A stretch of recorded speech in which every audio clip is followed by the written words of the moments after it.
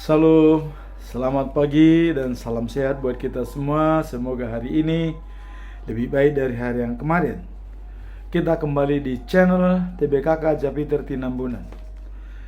Firman Tuhan pada hari ini di hari yang ke-130, tanggal 10 Mei 2025 adalah diambil dari kitab Keluaran pasal 35 ayat 29 dengan perikop bawa persembahan sukarela.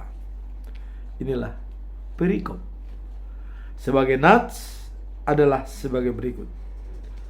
Semua laki-laki dan perempuan yang terdorong hatinya akan membawa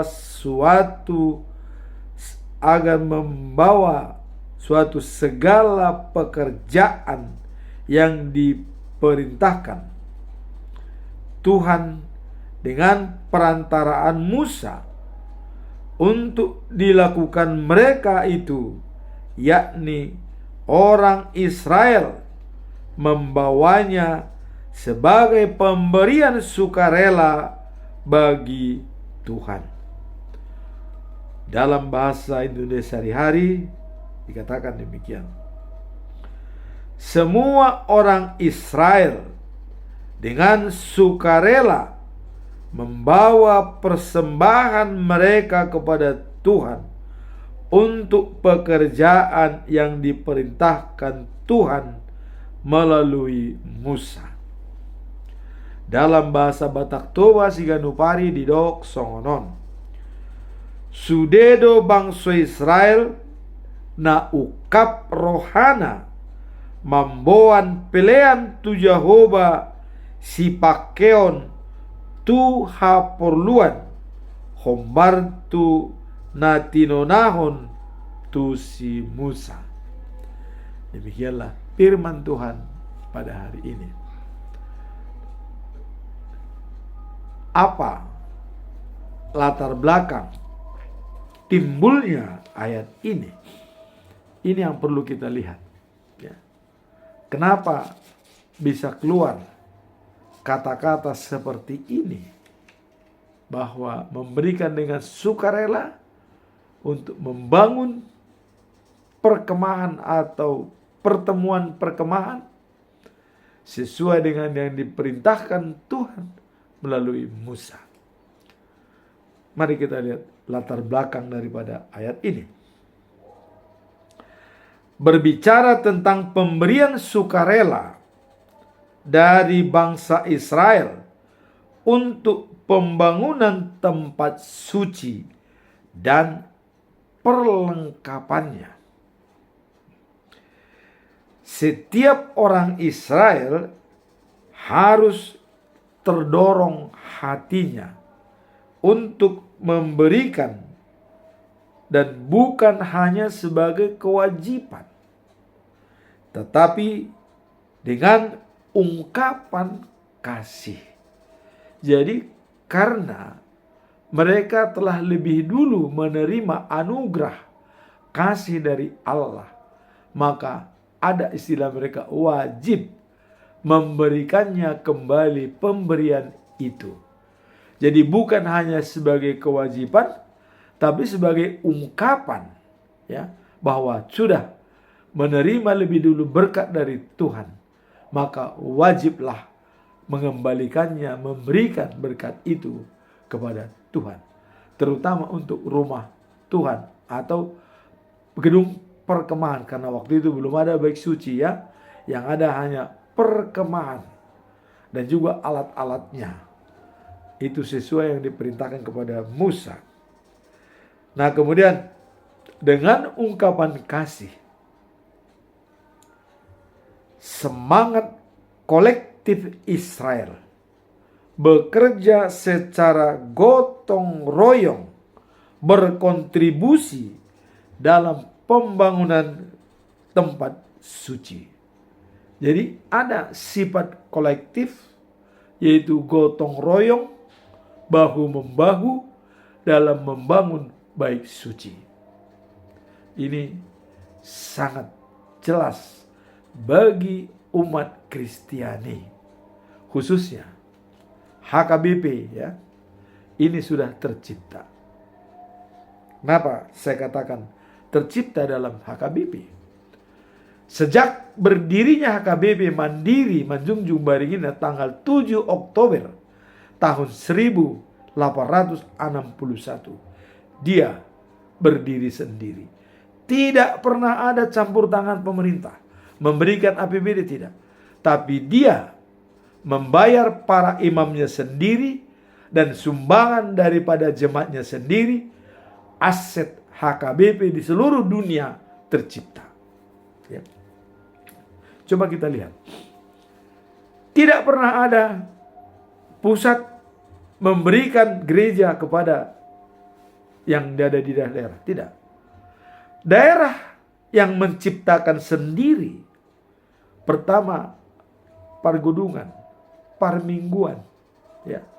Habis itu menjadi gereja. Setelah menjadi gereja resmi, diserahkan kepada HKBP. Jadi aset daripada HKBP, seluruhnya yang ada di dunia ini tidak pernah yang membeli HKBP sendiri. Semua itu adalah dari umat. Demikianlah bangsa Israel. Dengan kolektif, gotong royong, bahu-membahu membangun rumah ibadah. Inilah yang diperlukan dalam situasi di negara kita. Harus semua bahu-membahu. Jangan hanya disuapin. Jangan sebagai anak yang masih membutuhkan susu. Tapi jadilah yang sudah membutuhkan makanan keras. Ini contoh konkret di HKBP. HKBP punya gereja di Newport, di seluruh dunia, dan di Indonesia. Semuanya itu adalah sumbangan daripada jemaat. Karena di dalam jemaat, mulai dari anak-anak sekolah minggu, sudah diajarkan untuk memberikan persembahan secara sukarela. Tidak ada paksaan. Semua dengan sukarela. Itulah latar belakang daripada ayat ini. Jadi secara kolektif, orang Israel bahu-membahu untuk membangun bait suci. Mereka menyerahkan itu apakah emas, perak, kain, dan juga semuanya perlengkapan-perlengkapan. Itu disumbangkan. Dan setelah itu utuh, jadilah dia bait suci, dan itu milik Hatopan atau milik keseluruhan. Sama seperti HKBP. Berapa puluh gereja di HKBP, semua itu adalah hasil jerih payah daripada jemaat. Tetapi semua itu sudah aset daripada HKBP. Tidak boleh dijual. Tidak ada hak daripada jemaat menjual aset yang sudah disumbangkan. Itu menjadi milik Hatopan seluruh HKBP. Itulah kita lihat latar belakang daripada pemberian sumbangan itu. Apa motivasinya? Apa yang ada di dalam pikiran mereka dengan sukarela memberikan yang terbaik bagi gereja untuk membangun umatnya. Sekarang kita masuk, apa tujuannya dengan adanya pemberian itu dengan sukarela? Apakah ada tujuan di balik daripada pemberian itu? Nah, tujuannya adalah menekankan pentingnya pemberian sukarela dari umat Israel dalam pembangunan kemah pertemuan dan perlengkapan yang diperlukan untuk ibadah kepada Tuhan. Dalam istilah zaman modern, inilah yang dikatakan janji iman. Jadi kalau di dalam HKBP ini sangat populer. Janji iman. Apa janji iman? Tanda kita beriman harus ada janjinya. Dan biasanya janjinya itu ada pilihan. Ya, ada pilihan. Misalnya ditentukan 1 juta, 2 juta, 3 juta, 5 juta, atau titik-titik. Kenapa dibuat titik-titik? Apabila di luar daripada yang ditetapkan, dia bisa memberi. Bisa 2.000 perak juga bisa. Tidak hanya 1 juta. 100 juta pun bisa. Jadi itulah luesnya. dalam janji iman bisa dibuat pilihan, tapi juga dibuatkan titik-titik sesuai dengan kemampuan untuk memberikan itu dengan hati yang tulus dan tidak paksaan, tetapi dengan sukarela.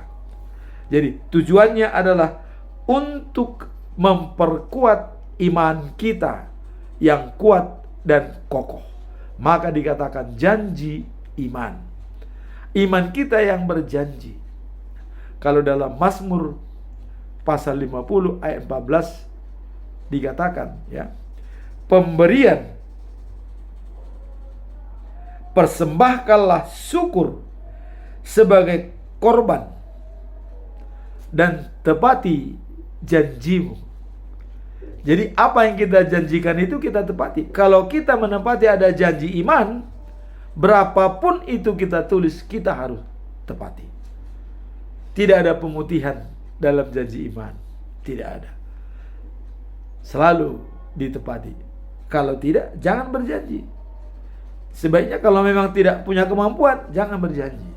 Jangan kita berjanji supaya dilihat orang. Karena ada orang menulis di situ 5 juta, kita supaya keren, tulislah 10 juta. Ya. Akhirnya itu tidak diberikan. Tidak diberikan. Jadi hanya supaya dilihat orang. Nah, itu janji iman harus ditepati. Dan ingat, kita sangat berdosa apabila kita punya janji tapi tidak kita tepati. Nah, jadi itulah tujuan daripada ayat ini, ya, pemberian sukarela untuk menguatkan dan menumbuhkan iman yang mandiri. Nah, jadi saya katakan tadi contohnya HKBP yang mandiri tahun 1861. Kita bayangkan sekarang sudah 161 tahun. Tidak pernah menerima APBD dari pemerintah, bantuan dari negara, tidak. Semua itu adalah hasil usaha daripada jemaat. Kalaupun HKBP sekarang terbesar di Asia Tenggara bahkan dunia secara kesukuan, ya, ini secara kesukuan, itu adalah akibat kolektif, kerja kolektif daripada jemaat dan umatnya yang memberi dengan sukarela dan tidak pernah bersungut-sungut. Kalaupun ada bersungut-sungut itu mungkin karena dalam memberi, tapi mungkin ada sesuatu karena pemberiannya itu tidak jelas dimanfaatkan, itu bisa bersungut-sungut. Tapi namun dalam memberi semua dengan ikhlas. Walaupun kadang-kadang setelah kita berikan disalahgunakan oleh para imam atau pendeta atau penatua, ya bisa. Tapi ingat, itu adalah hak prerogatif Tuhan yang akan menyelesaikannya, bukan manusia. Jadi kita tidak boleh menghakimi. Kalaupun itu sudah kita tahu itu salah, kita tidak bisa menghakimi. Karena Tuhan yang lebih kompeten dalam masalah persembahan yang kita berikan. Karena tadi dalam Amsal 19 ayat 17 dikatakan, memberikan bantuan kepada orang miskin sama dengan memberikan pinjaman kepada Tuhan. Tuhan akan membalaskannya pada saat life after life, the New of Jerusalem. Itulah tujuan daripada pemberian tersebut, untuk menguatkan iman kita semakin kokoh dan percaya diri dan mandiri bahwa apa yang kita sampaikan itu adalah dengan ikhlas dan tulus, tidak bersungut-sungut. Itulah kebesaran daripada jemaat HKBP di Indonesia dan bahkan dunia. Semakin hari semakin berkembang. Dan aset semua itu adalah milik HKBP, walaupun itu sumbangan daripada pribadi-pribadi. Demikianlah tujuan dalam memberikan dengan hati yang tulus dan juga adalah dengan sukarela. Sekarang apa pesan moral daripada perikop ini? Kalau sudah memberikan sukarela, apa pesan moralnya yang perlu kita pegang? Ya. Pesan moralnya adalah pentingnya sikap sukarela dalam memberikan persembahan kepada Tuhan. Karena berkat Tuhan lebih dulu kita terima, ya. Jadi wajib kita mengucap syukur kepada Tuhan. Dalam Mazmur 50 ayat 14 dan 23 dikatakan, persembahan syukur sebagai korban, dan itulah yang janji kita, janji iman kita kepada Tuhan. Dan kemudian pasal 50 ayat 15 ayat 23 dikatakan adalah mengucap syukur sebagai korban persembahan dalam segala hal. Tuhan menghormatinya, dan Tuhan akan memberikan terbaik bagi kita sepanjang kita membuka lapang diri kita. Tuhan masuk pada diri kita. Inilah pesan moral daripada perikop ini. Artinya mengucap syukur sebagai korban persembahan, dan itu sangat dihormati oleh Tuhan. Karena lebih baik korban ucapan syukur daripada korban bakaran atau korban sembelihan, lembu segala macam. Mengucap syukur jauh lebih baik daripada korban bakaran. Karena kalau kita mengucap syukur, maka kehadiran Allah, kuasa Allah sudah kita pegang dalam diri kita. Kalau kita sudah mampu mengucap syukur atas kuasa dan kemuliaan daripada Tuhan Allah. Sekarang terakhir, apa implementasi daripada ayat ini atau penerapannya dalam kehidupan sehari-hari? Apa yang bisa kita lihat manfaatnya? Nah, pentingnya sikap proaktif dalam memberi secara sukarela bantuan untuk jangka panjang sesuai kehendak Tuhan, ya, hanyalah dengan karakter Allah. Jadi hanya dengan karakter Allah, dengan kasih, kita bisa memberi manfaat. Jadi implementasi daripada semua apa kita memberikan sumbangan itu, itulah dikatakan proaktif. Artinya kita sadar dalam memberikan sumbangan itu siapa kita. Kemudian imagination, ada jangka panjang. Jangka panjangnya adalah life after life. Jadi tujuan kita dalam memberikan bantuan jangka panjangnya untuk hidup yang kekal. Karena dalam Galatia 6 ayat 9 dikatakan, jangan jemu-jemu berbuat baik, karena kita akan menuai pada saatnya kalau kita tidak lemah. Nah, itulah implementasi daripada perikop ini. Jadi untuk jangka panjang, apa yang kita sampaikan, bantuan apapun kita berikan demi jangka panjang daripada kita sendiri. Apa jangka panjang? Hidup kekal selama-lamanya. Hanya untuk mendukung jangka panjang apapun kita kerjakan di dunia ini. Itulah kunci daripada pemberi bantuan. Kita memberi bantuan bukan sesaat, bukan untuk jangka pendek, tidak, tapi jangka panjang. Ada imagination. Maka Stephen Covey dikatakan, berpikirlah dengan imagination dan bukan jangka pendek, sehingga kita akan terberkati sepanjang masa.